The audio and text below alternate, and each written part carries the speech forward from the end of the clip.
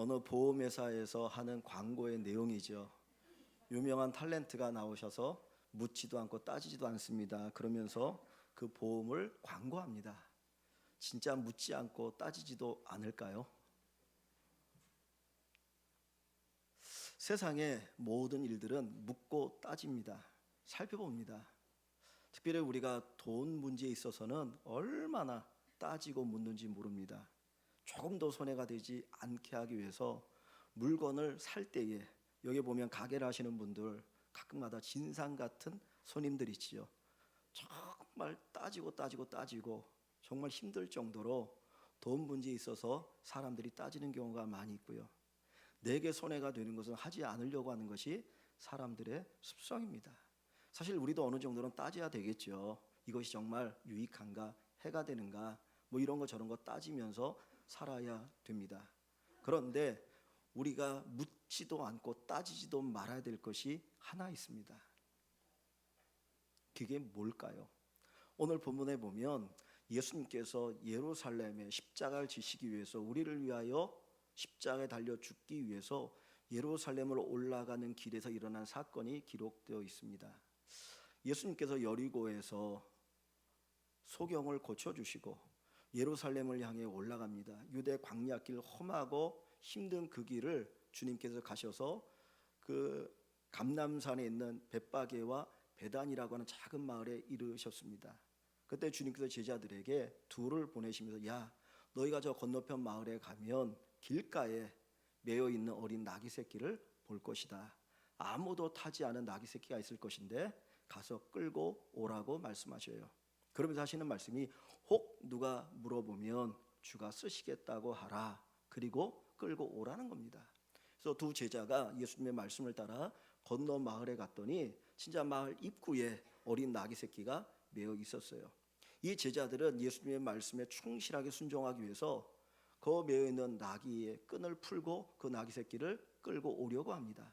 그런데 그 주변에 여러 사람들이 있다가 이상한 사람, 처음 보는 사람들이 그 나귀 새끼를 풀어서 끌고 가려고 하니까 어떻게 보면 이게 도적질이잖아요. 가만히 있을 수가 없죠. 물었습니다. 당신 도대체 뭐 하는 거냐고. 그랬더니 이 두 제자가 예수님이 가르쳐 주신 그대로 주께서 쓰시겠다고 합니다 라고 이야기하니까 그 중에 있던 한 주인이 아무 말도 하지 않고 그대로 나귀 새끼를 내어줍니다. 이 주인은 묻지도 따지지도 않았어요. 그냥 주가 쓰시겠다고 하니까 자기의 그 나귀 새끼를 내어줍니다. 제가 이번에 성지순례를 가다가 그 요르단에 느보산이라고 있습니다. 모세가 이제 죽은 곳이 느보산인데 그곳을 보기 위해서 가는 중에 길가에 쭉 가다 보니까 그 목축하는 사람들이 더러 있더라고요. 근데 마침 차가 지나가는 데에 한 30-40마리의 양을 끌고 가는 그 목동이 있었거든요. 그랬더니 그 가이아드 하는 목사님 뭐라고 하냐면, 저 사람 큰 부자입니다 라고 얘기를 하더라고요. 지금도 요르단이 그 국민 소득이 한 4,000불 정도 된다는 거예요. 우리가 3만 불이 진입했다고 하는데 4,000불이니까 정말 어렵죠. 요르단 처음 들어가니까 진짜 비포장도의 흙길에 양 옆에, 옛날에 우리 60년 70년 그 여러분들 국제시장이란 영화 보셨죠? 거기에 나오는 그 모습 그대로고 애들이 그냥 막 손 흔들면서 뭐 하나 달라고. 버스가 섰더니 아이들이 막 손을 이렇게, 저는 그냥 그런 줄 알았어요. 그랬더니 막 몰려오더니 문이 열리니까 달라는 거예요. 그래서 마침 간식 가지고 있던 것들을 이제 목사님들이 이렇게 줬는데 그런 상황이더라고요. 근데 거기서 양 30마리 40마리가 있으면 큰 부자라는 거예요. 그런데 지금부터 2000년 전 예수님 당시에 이 나귀가 한 마리 있다는 것은 집안의 전 재산입니다. 그죠? 근데 이 주인은 주가 쓰시겠다라고 한마디 할 때에 자기의 전 재산과 같은 그 나귀 새끼를 그냥 내어놓는 거예요. 묻지도 따지도 않았어요. 도대체 누가 쓰겠다는 거냐, 뭐에 쓰겠다는 거냐, 어떻게 쓰겠다는 거냐 말 없이 그냥 자기의 전 재산 되어지는 그 어린 나귀 새끼를 주님 앞에 내어놓습니다. 여기 주라고 하는 이 단어가 뭘 의미합니까? 주라고 하는 단어는 아도나이라고 히브리 사람들은 이야기합니다. 이 주라고 번역되어진 이 단어는 원래는 구약 성경에는 하나님의 이름을 여호와라고 하죠. 근데 이 하나님의 이름이 너무나 거룩하잖아요. 우리도 감히 부모의 이름을 잘 부를 수가 없으니까 그죠? 이렇게 따로따로 부르잖아요. 그것처럼 하나님의 이름 여호와라는 이 단어를 부를 수 없으니까 그들은 하나님의 이름을 쓸 때에는 먹을 한번 다시 빨고 깨끗한 그 잉크로 이름을 쓰고요. 부를 때는 여호와라고 부르지 않고 아도나이라고 불러요. 아도나이라고 하는 이 단어의 뜻이 뭐냐면 주라고 하는 뜻입니다. 그래서 여호와라고 하는 그 단어가 있는데 이것을 부르지 않다 보니까 진짜 이 발음이 여호와인지 뭔지 몰라요. 왜냐하면 히브리 말에는 원래 모음이 없습니다. 자음만 써놓고 자기들이 알아서 부르거든요. 그러니까 아도나이로 계속 부르니까 어떤 분들은 요즘 우리나라에서 야훼라고 부르는 분도 있죠. 야훼가 맞다. 그것도 맞는지 몰라요. 여호와 맞는지 몰라요. 그냥 여호와로 쭉 쓰면 좋겠는데 얼마나 똑똑한지 아는 척한다고 자꾸 야훼라고 그러는데 그거 별 상관이 없거든요. 그냥 성경에 여호와라고 써 있으니까 여호와라고 읽으면 가장 좋은 것 같아요. 그런데 이 주라고 하는 단어는 하나님이라고 하는 단어입니다. 그러니까 주가 쓰시겠다라는 그 말은 뭡니까? 하나님이 쓰시겠다는 거예요. 이 나귀의 주인은 하나님이 쓰시겠다라고 하는 그 말에 아무런 토를 달지 않고 이유를 달지 않고 그대로 내어놓았습니다. 자기의 전 재산이지만 그대로 내어놓았다는 거예요. 우리의 믿음이 이 나귀의 주인처럼 주님이 말씀하시면 주님이 쓰시겠다고 하면 그대로 순종하고 내어놓을 수 있는 그 믿음이 되었으면 좋겠습니다. 하나님이 쓰시겠다고 하면 하나님이 말씀하시면 아멘하고 순종할 줄 아는 우리의 정말 좋은 믿음이 되기를 소원합니다. 고린도전서에 보면 하나님의 말씀은 예수 그리스도 안에서 아멘하면 그대로 이루어진다 그랬어요. 하나님의 말씀은 하나님의 약속이에요. 우리를 향한 하나님의 어마어마한 약속입니다. 하나님께서 아브라함에게 야 아브라함아 네 아들 이삭을 나에게 제물로 바치라고 말씀하시죠. 100세가 되었을 때 주신 아들입니다. 그런데 이 아브라함은 하나님에게 묻지도 따지지도 않았습니다. 그 아이를 데리고 이른 아침에 자기 아내와 상의하지도 않고 하나님 앞에 드리기 위해서 3일길을 가서 그 아이를 잡아서 제물로 바칩니다. 주님은 그 믿음을 기뻐하셨습니다. 아브라함아 아브라함아 네가 나를 사랑한 줄 내가 이제야 알겠노라. 오늘 우리가 주님을 사랑한다는 걸 뭘로 표현하겠습니까? 내가 입으로 백날 하나님 사랑합니다 하나님 사랑합니다라고 이야기한다 할지라도 우리에게 이 믿음이 없다면 주님이 쓰시겠다고 할 때 주님이 내가 너를 쓰겠다 내가 너의 시간을 쓰겠다 내가 너의 삶을 쓰겠다라고 말씀할 때에 주님 쓰시옵소서 이 고백이 없다면 우리의 믿음은 온전한 믿음이 아닐 수 있다는 거예요. 이 나귀의 주인은 어떤 사람인지 모르겠습니다. 그러나 그는 주님이 쓰시겠다고 할 때 하나님이 쓰시겠다고 할 때 그 하나님에 대한 절대성을 가지고 절대적인 믿음을 가지고 내어놓았습니다. 드렸습니다. 여러분 저와 여러분의 믿음도 이런 믿음이 되시기를 주의 이름으로 간절히 축원합니다. 주님 쓰십시오. 주님 쓰십시오. 마음대로 쓰십시오. 저는 묻지도 따지도 않겠습니다. 하나님 알아서 쓰십시오. 이 고백이 우리에게 있어지는 그 믿음의 자리에 저와 여러분들이 올라갈 수 있기를 원합니다. 그런데 현실적인 우리의 믿음은 어떻습니까? 어떤 말씀을 순종하고 어떤 말씀은 불순종하죠. 어떤 하나님의 요구는 기꺼이 기쁨으로 받아들입니다. 그런데 어떤 말씀에 대해서는 거부하고 외면합니다. 왜 그렇습니까? 내 생각이 그것을 받아들일 수 있느냐 받아들일 수 없느냐에 따라서 달라진다는 거예요. 내 생각에 그것이 옳다라고 생각되어지면 받고요. 내 생각이 옳지 않다고 생각하면 받아들이지 않습니다. 마치 그 아람의 나아만 장군이 문둥병이 들었지만 엘리야 선지자에게 요단강에 들어가서 7번 몸을 씻으라고 얘기하지만 내 생각에는 그러죠. 내 생각에는 당신이 나에게 이렇게 대우해야지. 우리 아람에 있는 강은 더 좋은 강인데 왜 그 똥물 같은 요단강에 가서 몸을 씻느냐 거부하거든요. 우리 생각에 받아들일 만하면 아멘하고 받아들이기 거북하면 아멘하지 않아요. 그 이야기 뭐냐면 하나님보다 하나님 말씀보다 우리의 생각을 절대시하고 있다는 거예요. 이게 죄예요. 이게 우상이에요. 왜 우리가 하나님을 못 받아들입니까? 왜 하나님 말씀에 순종하지 못합니까? 내 생각을 절대시하니까 그래요. 하나님이 절대자가 아니라 내 생각이 절대자이기 때문에 내 생각에 마음에 안 들면 거절해 버리는 거죠. 여러분 우리의 생각이 뭘로 만들어집니까? 우리가 읽었던 책들, 사람들로부터 들었던 것들, 뭐 이런 지식들에 의해서 우리의 생각이 만들어져요. 또 하나는 경험이죠. 내가 했던 그 경험들에 의해서 우리의 생각과 의견이 만들어지고 인생관과 가치관이 만들어지는 거예요. 그리고 그 인생관과 가치관을 가지고 하나님을 판단하기 시작합니다. 내가 하나님 믿겠지만은 내 생각이 절대적입니다라고 그 스스로 생각하기 때문에 하나님의 요구에, 하나님의 명령에, 하나님의 말씀에 우리는 외면하고 거절한다는 겁니다. 근데 여러분, 정말 우리의 생각이 완전합니까? 우리의 경험이 완전합니까? 어떤 맹인에게 코끼리에 대해서 물었습니다. 코끼리가 도대체 어떻게 생겼습니까? 이 맹인들이 이제 코끼리를 만져봅니다. 그런데 다 부분적으로 만져봤어요. 어떤 사람은 코끼리의 다리를 만지니까 야, 코끼리는 기둥과 같더라.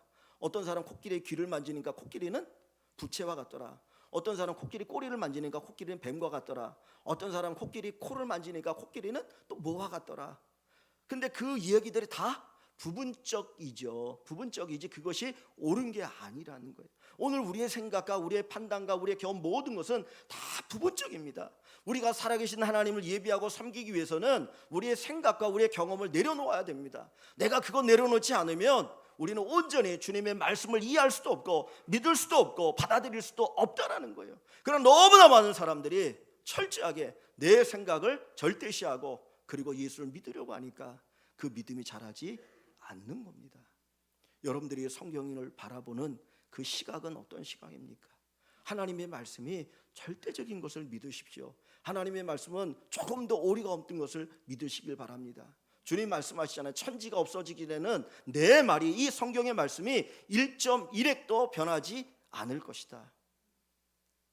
거기서 1.1획이라고 하는 것은 히브리어에 그 점 하나가 있어요. 요드라고 하는 점 하나도 결코 변하지 않는다, 변질되지 않는다라는 거예요. 절대적인 이 진리의 말씀을 아멘하고 그대로 순종하시고 그래서 하나님의 놀라우신 복을 받는 우리 모든 일광의 식구들 되시기를 주의 이름으로 간절히 축원합니다. 이 믿음이 있어야 내어놓을 수 있어요. 이 믿음이 있어야 섬길 수 있어요. 이 믿음이 있어야 주님 앞에 헌신할 수 있고요. 하나님이 그것을 통해 주시는 놀라운 축복을 누리며 살아가게 되는 것입니다. 주가 쓰시겠다, 주가 쓰시겠다. 3절에 주가 쓰시겠다라고 예수님이 말씀하시는데 우리 성경에 그냥 주라고 표현되어 있지만은 원래 이 성경 원문에는 그냥 주가 아니라 그것의 주라고 되어 있어요. 그것의 주. 그래서 헬라어에는 큐리오스 아우투 그럽니다. 아우투라는 거 아니면 그것, 그의, 그것의라는 말이거든요. 그것의 큐리오스 주. 그럼 오늘 본문을 다시 한번 읽어보시면 그렇게 읽으면 그것의 주가 쓰시겠다는 거예요. 그것이 뭘 의미할까요? 그것이 뭐죠? 어린 나귀 새끼죠. 어린 나귀 새끼의 주가 쓰시겠다는 거예요. 여러분, 나귀 새끼의 주인이 누구입니까? 지금 오늘 본문에 나오는 어떤 사람이에요. 어떤 사람이 나귀의 주인이에요. 그래서 물어본 거예요.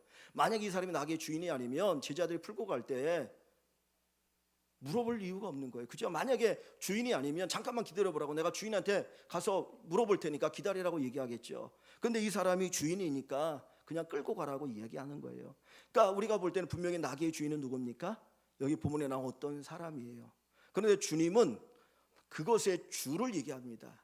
그러니까 우리 눈에 보이는 주인이 있고 실제적인 주인인데 진짜 주인은 누구라는 거예요? 하나님이라는 거예요. 진짜 주인이신 하나님이 이 나귀 새끼를 쓰시겠다라고 말씀하고 있습니다. 우리가 살아가면서 꼭 기억해야 될 것은 나의 주인은, 내가 가지고 있는 것의 주인은 내가 아니에요. 여러분의 주인이 누구입니까? 여러분이라고 생각하십니까? 성경에 어떤 부자가 누가복음이 나옵니다. 그는 큰 부자였습니다. 그는 많은 소출이 있었습니다. 그래서 큰 수확을 하고 나서 자기가 가지고 있는 창고가 모자라니까 창고를 더 크게 짓고는 스스로 이야기합니다. 야, 내 영혼아, 내가 이렇게 큰 부자가 되었고 정말 몇 년 동안 먹고 살 양식이 쌓였으니 야, 우리 여러 해 동안 먹고 마시며 즐기자라고 스스로에게 위안을 가져요. 그때 주님께서 그에게 하신 말씀이 있습니다. 오늘 밤에 네 영혼을 도로 찾으면 네가 예비한 것이 누구의 것이 되겠느냐. 누가 주인이라는 거예요? 하나님이 네 인생의 주인이다. 그래서 야고보서에도 보면 야, 내일 뭐 하겠다, 내년에 뭐 하겠다 계획 세우는 자들에게 어리석다라고 이야기합니다.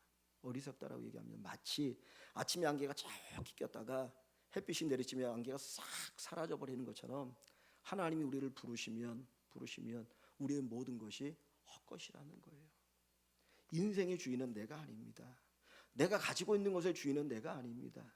시간의 주인도 내가 아니고요, 물질의 주인도 내가 아니고요, 여러분이 가지고 있는 재능의 주인도 여러분이 아니에요. 누가 주인입니까? 하나님이 주인이셔요. 그런데 하나님이 우리에게 맡겼더니 마치 내가 주인처럼 살아가고 있어요. 내가 주인처럼 주장을 하는 거예요. 하나님 앞에. 하나님, 내가 주인이지 어떻게 하나님이 주인입니까? 하나님 말씀합니다. 야, 진짜 주인은 나야. 소유권은 나에게 있어. 내가 너에게 준 것은 사용권이야. 우리가 받고 있는 것은 사용권이에요. 하나님이 우리에게 어느 동안 얼마만큼 사용하라고 우리에게 맡기신 것이지 그 재물도 내 시간도 그 어떤 것도 내 것은 아닙니다. 이 나귀 주인은 알았어요. 주가 쓰시겠다고 할 때, 그의 주인이 쓰시겠다고 할 때, 아, 이거는 내 것이 아니라 진짜 주인은 하나님이시구나. 그래서 하나님 앞에 내어놓을 수가 있었던 것입니다. 왜 우리가 헌신하지 못합니까? 왜 우리가 섬기지 못합니까? 왜 우리가 드리지 못합니까? 왜 우리가 하나님 앞에 시간을 내어놓지 못합니까? 왜 하나님 앞에 바쁘다는 핑계로 예배하지 못합니까? 내가 주인이라고 생각하기 때문이에요.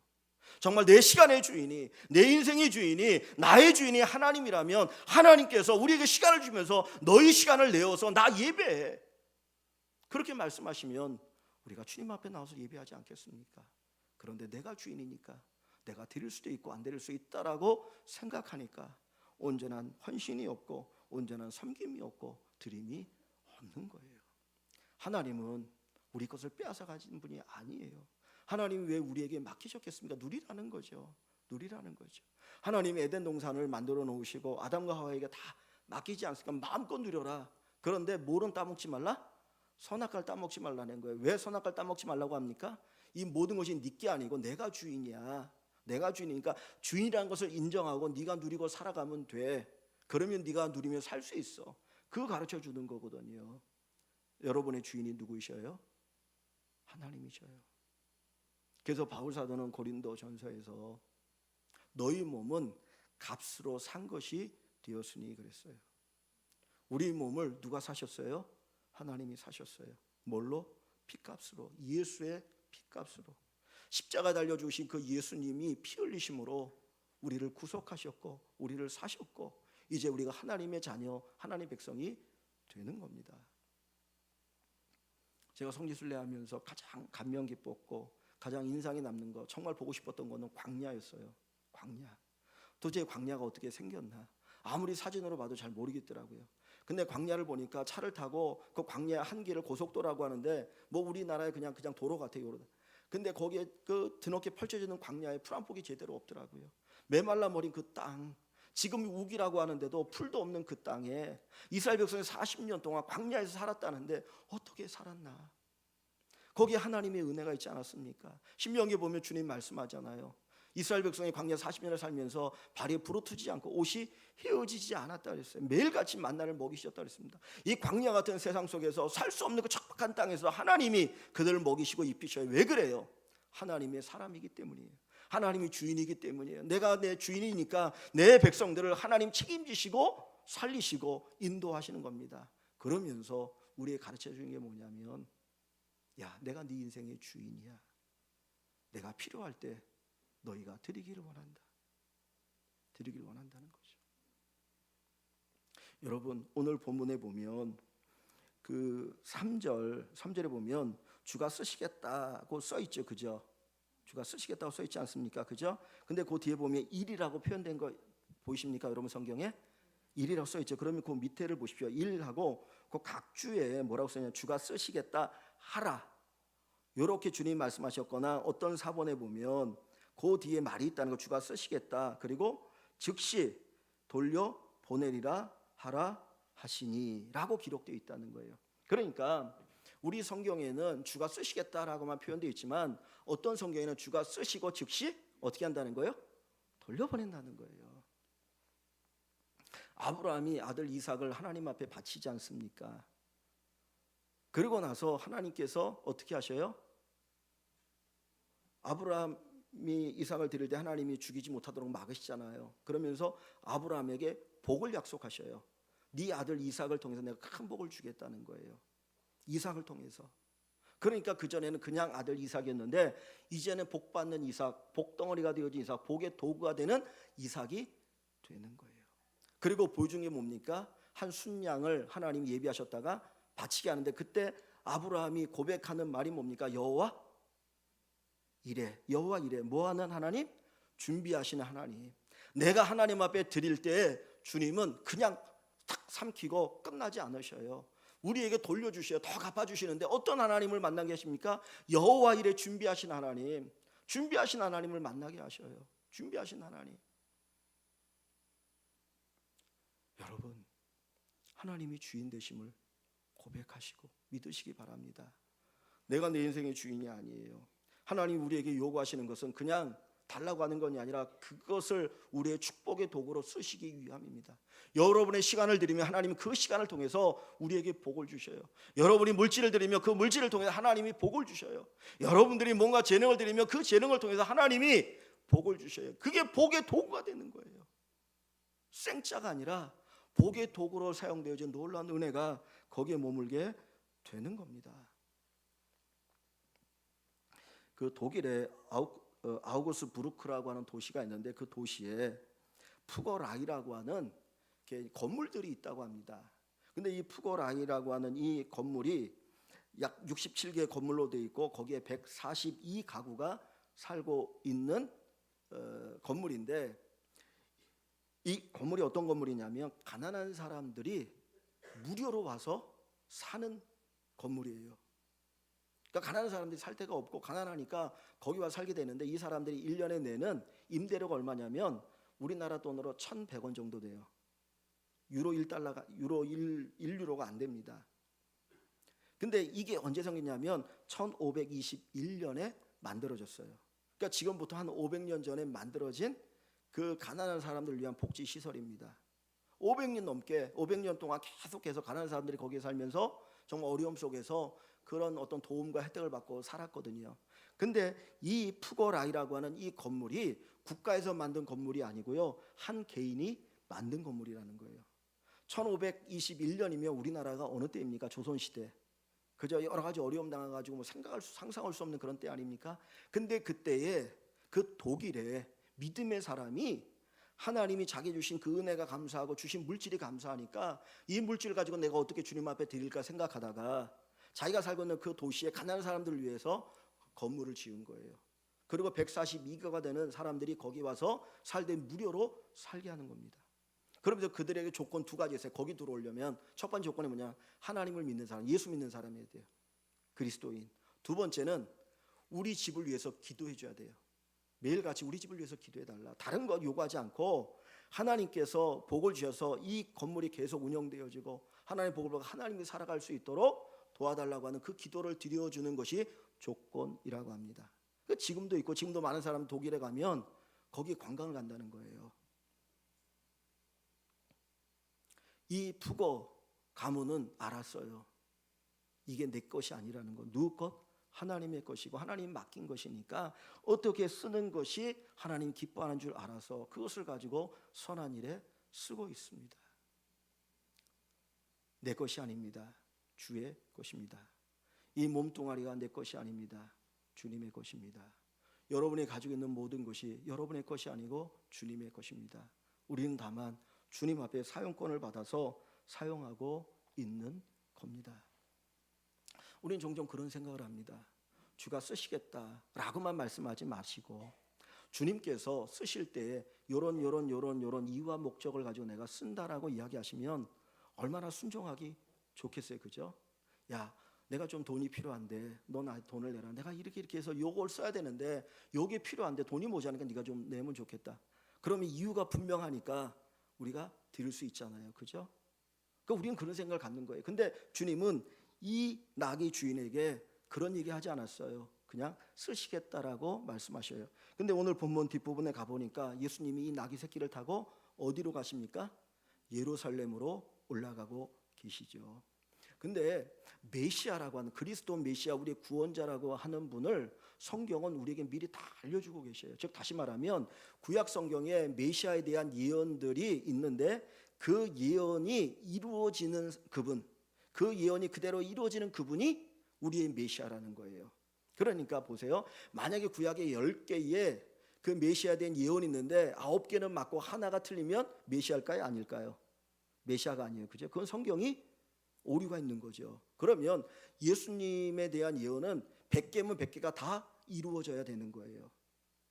예수님께서 이 땅에 우리의 구원자로 오실 때 창세기 3장 15절부터 예수님에 대한 메시아의 어떤 예언이 있는데 여자의 후손에서 올 것을 예언합니다. 그래서 예수님이 여자의 후손으로 오시죠. 이사야서에 보면 예수님께서 다윗의 가문에서 나오실 걸로 예언되어 있으니까 예수님 유다 지파 다윗의 후손으로 오시는 거예요. 예수님께서 어디에 태어난다고 예언되어 있습니까? 미가서에 보면 베들레헴이에요. 근데 예수님의 아버지, 어머니, 부모가 사는 곳이 어디입니까? 나사렛이에요. 저 윗동네고 예루살렘은 베들레헴은 예루살렘 밑에 있는 도시거든요. 근데 어떻게 여기에서 예수님이 태어납니까? 어떻게 해요? 하나님께서 그 예언을 이루시기 위해서 로마 황제를 움직이셔요. 로마 황제가 그 당시에 호정령을 내리는 겁니다. 세금 어떻게든지 많이 걷기 위해서 모든 자기가 다스리는 모든 나라는 다 호적하라는 거예요. 그래서 이 요셉도 자기 아내를 데리고 베들레헴에 갔다가 거기서 예수님이 탄생하게 돼요. 그런데 호적할 때에 이 요셉 혼자 가도 돼요. 그런데 요셉은 혼자 가지 않고 임신하고 만삭이 되어 아내를 데리고 갑니다. 얼마나 불편합니까? 왜 그래요? 이 마리아가 임신한 것은 요셉으로 인해서 임신한 게 아니라 누구로 인해서? 성령으로 잉태했잖아요. 근데 사람들은 압니까? 모릅니까?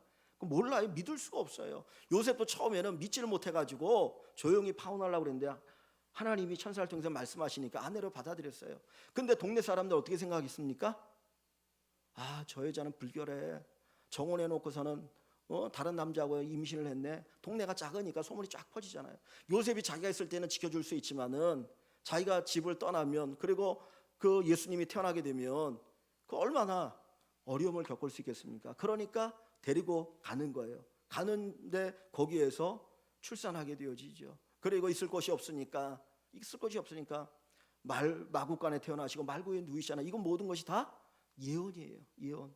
그런데 예수님의 예언이 태어난 뿐만 아니라 죽을 때도 예수님이 어디에 묻힌다라고 성경에 예언되어 있습니까? 부자의 묘실에, 부자의 묘에 묻힌다라고 되어 있거든요. 예수님이 죽을 때 뼈가 꺾이지 않는다 그래요. 십자가 달린 사람들이 오랫동안 죽지 않는데 3일 4일을 갑니다. 그런데 안 죽으면 나중에 어떻게 하냐면 로마 군사들이 뼈를 꺾어버려요. 갖고 죽이거든요. 근데 예수님은 뼈가 꺾이지 않았어요. 왜? 금방 죽었으니까. 그냥 창으로 옆구리를 찌르잖아요. 성경 예언은 다 이루어지고요. 부자 묘실에 장사된다고 했는데 예수님이 누구의 묘에 장사됩니까? 아리마대 요셉이라는 사람의 묘에 장사되잖아요. 부자의, 한 번도 쓰지 않은. 그러니까 성경은 100% 예언이 다 이루어지는 거예요. 근데 그 성경에 스가랴 9장 9절이 있어요. 한번 여러분 찾아보시겠습니까? 말라기 앞에 보면 스가랴라고 하는 성경이 있습니다. 성경, 구약 성경 맨 마지막이 말라기고 그 앞이 스가랴예요. 스가랴 9장 9절, 거기 보면 예수님에 대한 예언 하나가, 이런 예언이 있습니다. 1320쪽